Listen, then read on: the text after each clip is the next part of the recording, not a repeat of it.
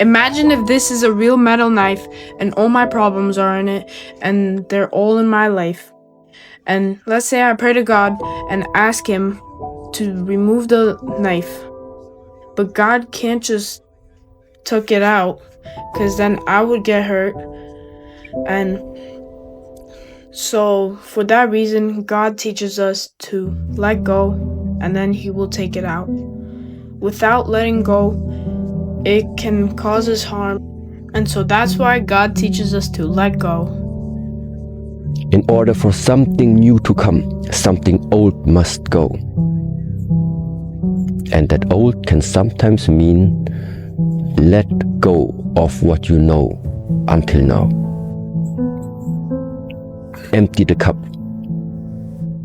and start from the beginning.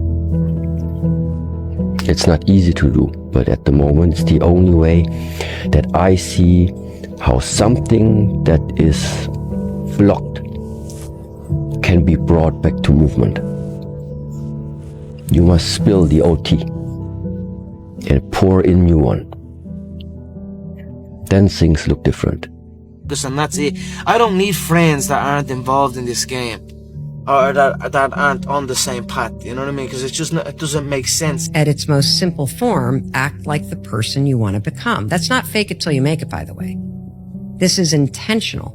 Intentionally act like the person you want to become. Let her go and dedicate yourself every single day to becoming the man that you've always wanted to be. No more distractions, no more wasting time, no more procrastination, just work. Let her go and become the man that wins at everything he does in life, no matter what happens. Let her go and stop tolerating disrespect just because you like somebody. You're stronger than that. Let her go and dedicate yourself every single day to taking care of your body, taking care of your mind, taking care of your soul. Do you understand what I'm saying? Let her go and look back in the mirror and remember the man that you built, and dedicate yourself every single day to the process. Even when you're sad, get up. When you're mad, get up. When you're frustrated, get up. When you're confused, get up. When you're hopeless, get up. Because that's the man that you are. Let her go. Don't expect others to give you what you give them, right? Like, one of the biggest things that I'm now very comfortable with understanding is my heart is different, and the energy attached to making others feel good is a high level energy. And just because you have that, it doesn't mean that other people should. Everybody operates differently, right? And everybody shows their love or shows their value or shows their commitment differently. Yeah. So I took the pressure off of others when I stopped expecting you to do what I do. You have to love yourself enough to let go.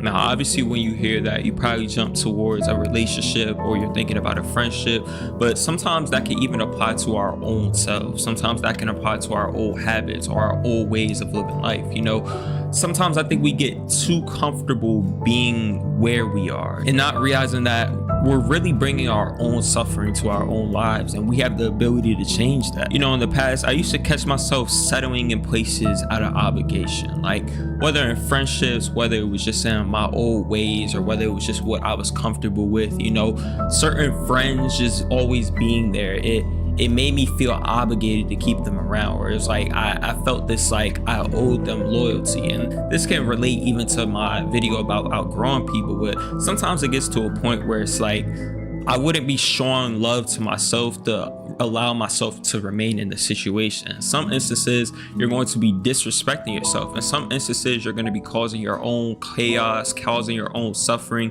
And, you know, you sometimes have to make that hard decision. You know, showing love to yourself, showing yourself self-love sometimes comes with you having to make tough decisions that come with tough results. Sometimes that means having to let go of people. Sometimes that means having to sacrifice certain things that you've always had in your life. Sometimes that means having to change something in the way you've always done something. You know, I think a lot of us settle in certain situations out of comfort, out of familiarity, out of that obligation to stay loyal to it.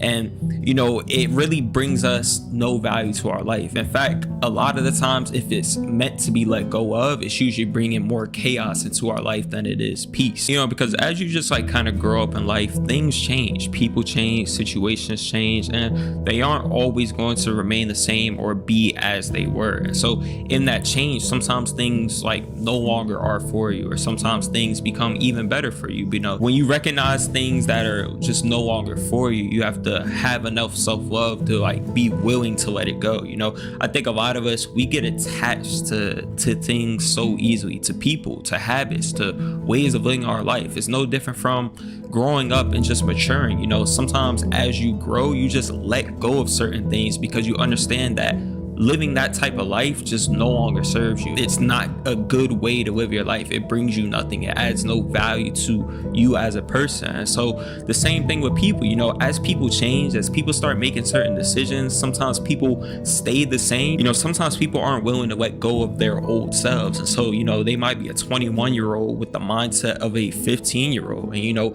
having that in your life sometimes just gets old. And it's like, I love myself too much to have you in my life either holding me back or just like bringing all this negativity into my life. You know, although you've been in my life for so long, you know, I have enough self-respect, I have enough love for myself to remove you or let go of you and allow you to not choose me, allow you to not want to change, allow you to, you know, make whatever decision you want and then make the decision that's best for me based off of that. And, you know, I want to bring this back to relationships because I know that's what a lot of you guys click on this for. But, you know, even in relationships, like sometimes we tolerate so much and we overlook so much in order to keep certain people around. You know, I've done that before and you more than likely done that before, where you've overlooked red flags. You've allowed people to cross that respect boundary. You've allowed people to not meet your standards or not be the person who you need them to be, and constantly validate their excuses over and over and over again. You know, you're always seeing the good in them rather than the reality of what the situation is. You know, you find all these different ways to keep people around, even if it's bringing you suffering, even if it's bringing you constant chaos. And, you know, sometimes you have to get to a point where you love yourself too much to remain in that situation. You know, when I was at my rock bottom point, as I've said in past previous videos, like I got to a point where I got tired. Sometimes you have to get to a point where you're tired of constantly giving people chances, constantly waiting for people to change, constantly waiting for people to be a person of their word, constantly waiting for people to grow up and stuff like that. You know, sometimes you have to get to a point where you get tired of allowing yourself to stay in this situation or allowing yourself to keep this person in your life and give them excuse after excuse, validation after validation to stay around and stuff like that. You know, you have to get to a point where it's like you realize the impact it's having on you and that you deserve better as a person. You know, one of the most important things of knowing your value and knowing your worth is that you understand what you deserve as a person. You understand what you want for yourself. You understand who you want to be, why you're trying to become that person. You understand what you need in your life in order to get you there. See, the point is, you don't know how much future you've got. What's gone is gone. There's absolutely nothing you can do about it. Some of you have had divorces. Some of you have probably had bankruptcies. Some of you have had terrible things happen in the past. But what's gone is gone. It's in the past.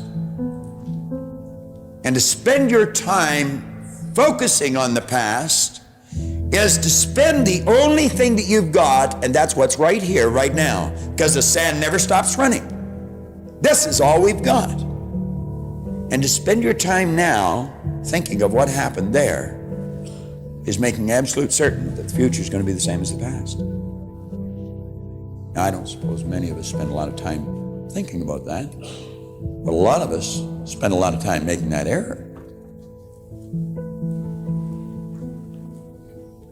That's an excellent symbol. All you got is now. I remember years and years ago, I suffered with headaches, terrible headaches. I got to the point where I was taking Bufferin for the headaches, Then I got to the point where I was taking Sinutab with codeine for headaches. There was 16 in the bottle, and I got to the point where I was taking 2 bottles a day. As a matter of fact, most times I didn't even remember my head not aching. But I was sort of numb all the time. Of course, with that much junk in you, I guess you couldn't be any other way. And I remember talking to this chap. I was in the Hotel Vancouver, and I was picking up 2 heavy briefcases or suitcases, and I was in a real rush to get to the airport. He said, "What's the matter with you?" He said, "You look like you're going to pass out." And I said, "I feel like I am." Well, he said, "What's the matter?" And I said, "My head is aching so bad, I feel sick to my stomach." Now, some of you suffer with this, and I felt like banging my head against the wall. It was so much pain. He said, "Go and sit down in that chair." And I said, "I don't have time. I got to catch a plane." He said, "Listen, you can always get another plane. You only get one head." He said to me, "Do you know what forgive means?" And by the way he asked the question, I just thought I probably don't. And I said, "Well, I don't know." He says, "Forgive means let go of completely, abandon. Just let it go. Unequivocally. No strings attached." Now he said, if you want to rid yourself of headaches, just forgive all thoughts that are on your mind. And you just listen to me. And he put me in a totally relaxed state. I felt better than I had felt for years. Because you're going to find that your head is aching because of the things that you're not letting go of. And it's causing tension, and it's causing an abnormal state of vibration of the cells in the brain, which causes the blood to rush to the head. And as you put yourself into a totally relaxed state, you'll soon become programmed to relax. I know that I would not be able to do what I do as often as I do it, and as long as I do it, if I wasn't relaxed. Leland Vel Vanderwall said something when we were sitting having coffee, and I jotted it down. Every time this guy opens his mouth, he drops a pearl. I'm so wise. He said, "Let us not look back in anger, nor forward in fear, but around us in awareness." Was there ever depth in that? Let's not look back in anger. Let's quit thinking in reverse. Nor forward in fear, but around us in awareness.